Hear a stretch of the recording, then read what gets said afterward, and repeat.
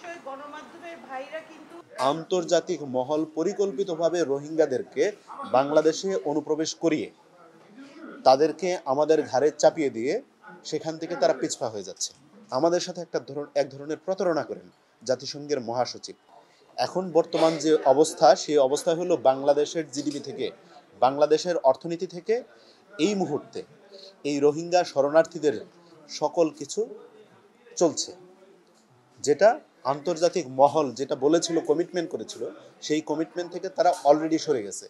এখানে আমরা স্পষ্টভাবে দেখতে পাচ্ছি আন্তর্জাতিক মহল পরিকল্পিতভাবে রোহিঙ্গাদেরকে বাংলাদেশে অনুপ্রবেশ করিয়ে তাদেরকে আমাদের ঘাড়ে চাপিয়ে দিয়ে সেখান থেকে তারা পিছপা হয়ে যাচ্ছে।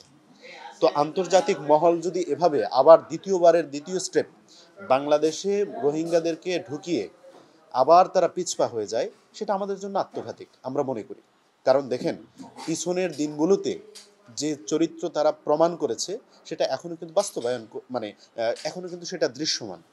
তারা আমাদের সাথে কমিটমেন্ট করেছিল, তারা স্বল্প সময়ের জন্য রোহিঙ্গাদেরকে বাংলাদেশে রাখছে নিরাপত্তার স্বার্থে, কিন্তু তারা সেখান থেকে সরে দাঁড়িয়েছে। এখন পর্যন্ত দৃশ্যমান কোনো চিত্র আমরা দেখতে পাই নাই রোহিঙ্গাদেরকে আবার মায়ানমারে তাদের পৈতৃক ভিটাতে সেখানে নিয়ে যাওয়া হয়নি। কিন্তু তা সত্ত্বেও আবার জাতিসংঘের মহাসচিব বাংলাদেশে আসলেন, আসার পর উনি ইফতার করলেন, ইফতার করে উনি আবার যাওয়ার পরে একটা বাস্তবায়ন করার লক্ষ্যে কাজ করে যাচ্ছে। আমরা মনে করি আমরা যে বাহবা দিয়েছিলাম যে রোহিঙ্গাদেরকে পুনর্বাসন করবেন, এখান থেকে নিয়ে যাবেন, আমাদের সেই স্বপ্নটাকে, আমাদের সেই চাওয়াটাকে অপেক্ষা না করে উনি ওনার নির্দিষ্ট প্ল্যানের অনুযায়ী উনি বাংলাদেশে আসেন, সেটা বাস্তবায়নের লক্ষ্যে আমাদের সাথে এক ধরনের প্রতারণা করেন জাতিসংঘের মহাসচিব।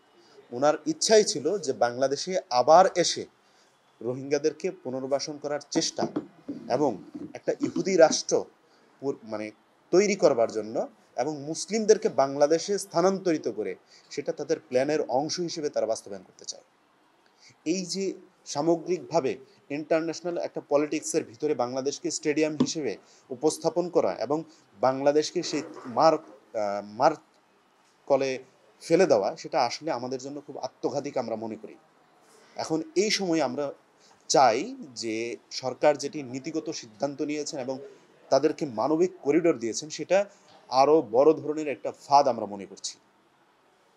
এই ফাঁদ থেকে আমাদের উত্তরণের একটাই রাস্তা, পূর্বের যে সকল রোহিঙ্গারা বাংলাদেশে এসেছে তারা দীর্ঘ সময় পার হয়ে গেছে, কিন্তু তাদেরকে কোনো ধরনের তাদের দেশে ফেরত নেওয়ার কোনো সিস্টেম, কোন পরিকল্পনা আমরা এখন পর্যন্ত দৃশ্যমান পাইনি। সেই জন্য আমরা মনে করি এই মুহূর্তে যে নীতিগত সিদ্ধান্ত সরকার নিয়েছে সেটা রাষ্ট্র এবং দেশের জনগণের অপেক্ষা করে একটি জনগণের বিপক্ষে অবস্থান নেওয়ার আমরা মনে করছি। এটা অন্তর্বর্তীকালীন সরকার কোনোভাবেই এককভাবে সিদ্ধান্ত নিতে পারেন না। এই জায়গা থেকে অবশ্যই ফিরে আসতে হবে, কারণ বাংলাদেশের জিডিপি থেকে আমরা তাদেরকে আমাদের অর্থনীতি থেকে আমরা তাদের খরচ বহন করছি।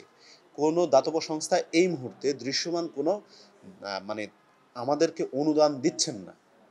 ইউএন বলেন, জাতিসংঘ বলেন, অন্যান্য যে দাতব্য সংস্থা, মানবিক সংস্থা যেগুলো আছে, কোনোগুলোই এই মুহূর্তে তারা ওইভাবে বাংলাদেশে রোহিঙ্গাদের পারপাসে কোনো ধরনের কোনো অনুদান তারা দিচ্ছেন না।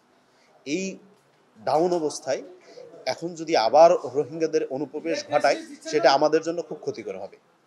তো আমরা সরকারকে বলবো, আপনাদের জায়গা থেকে অনতিবিলম্বে এই মানবিক করিডোর বাতিল করতে হবে এবং সকল রাজনৈতিক দলের সাথে বসে পরামর্শ সাপেক্ষে রাজনৈতিক দলের যে মতামত আছে, মতামতের ভিত্তিতে যেটা সিদ্ধান্ত আসে, আমরা সেই সিদ্ধান্ত মেনে নিতে প্রস্তুত।